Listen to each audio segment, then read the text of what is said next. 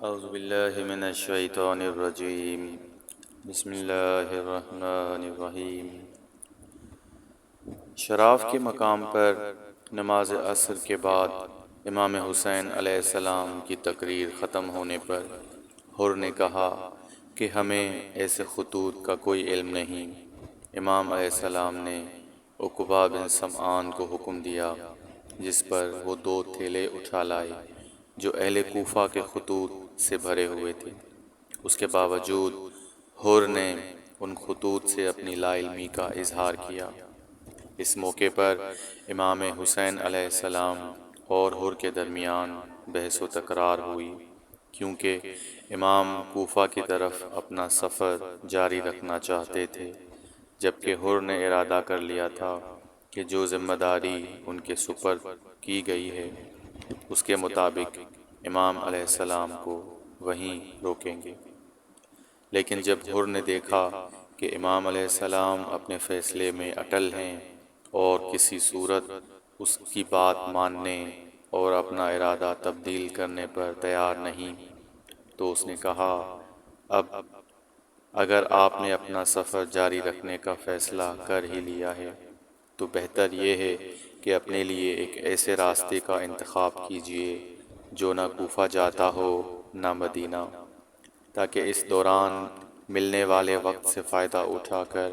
میں ایک ایسا خط ابن زیاد کو لکھ دوں جس سے معاملہ صلح و صفائی سے حل ہو جائے۔ شاید اس طرح خدا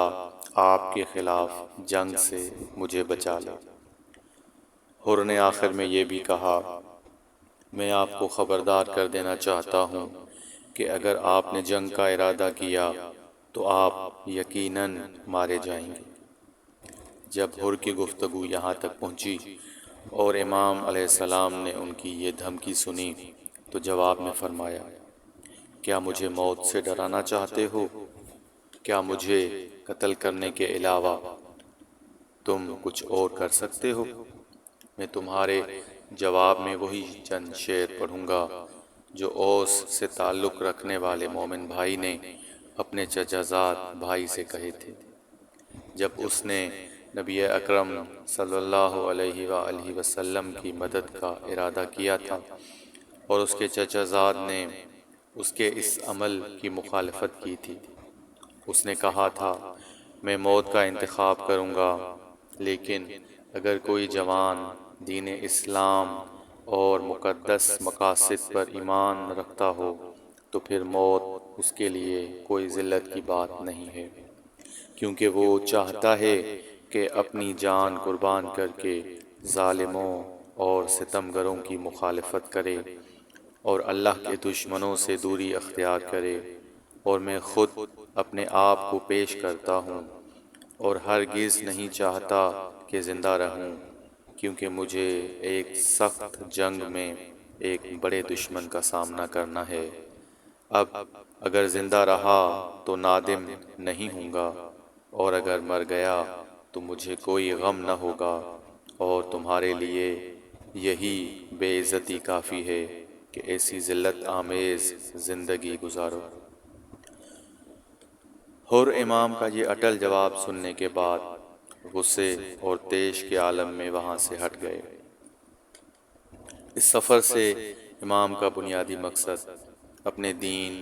اور اپنے نانا کے آئین کی نصرت، اسلام کی راہ میں جہاد، قرآنی دستور و قوانین کا دفاع اور اس کے احکام کو زوال اور اضمحلال سے محفوظ رکھنا تھا۔